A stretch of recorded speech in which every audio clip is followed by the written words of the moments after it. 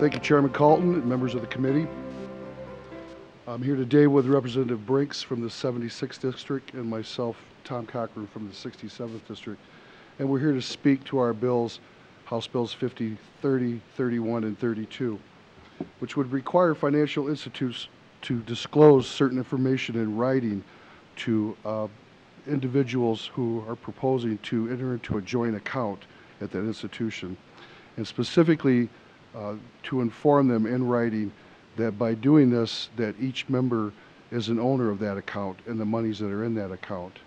That also the individuals can make deposits and withdrawals from that account, the joint owners, and that if one of the owners of this account dies, that the other owner of the account would then, all the monies would go to that individual. And also that that certain creditors or certain claims by creditors of any one of those joint account holders, those funds could be subject to those claims by those creditors.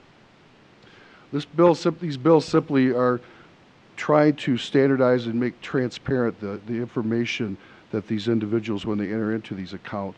And we believe that this is a real common sense practice, a common sense bill to try and serve as a further defense of exploitation of possibly of seniors who would enter into these accounts, or just anyone for that matter that would enter into a joint account, just to inform them that by doing this, that here are the consequences of that. Representative Brinks will speak as well. Thank you, Representative Calton, and members of the committee for the opportunity to speak to you about these bills.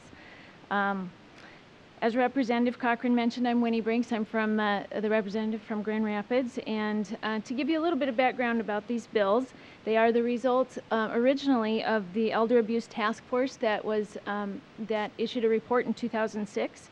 And since then, these bills have been introduced each term to address the issue of joint accounts. The version that we introduced is the same version that passed the Senate Committee on Family, Seniors, and Human Services, and then passed the full Senate unanimously last term. However, we did add a new component this time to address the concern of one of my constituents, and that's the reason why these bills are important to me. A grandmother in my district opened a joint account with her granddaughter to save money for college, and she also added that granddaughter's father to the account. So that was her son. And this was not an abusive relationship, it was a relationship of trust. However, her son was in arrears for child support from a different child from a previous relationship, and immediately the courts ordered the money to be claimed, and the grandmother's money was wiped out of that account. In addition, this disclosure language the addition of this disclosure language could have saved the grandmother's hard-earned money and may have helped her evaluate whether or not it was wise to put her son on the account in the first place. Needless to say, she did close the account. She opened another account without her son's name on it, but in the meantime, she's lost several $100s.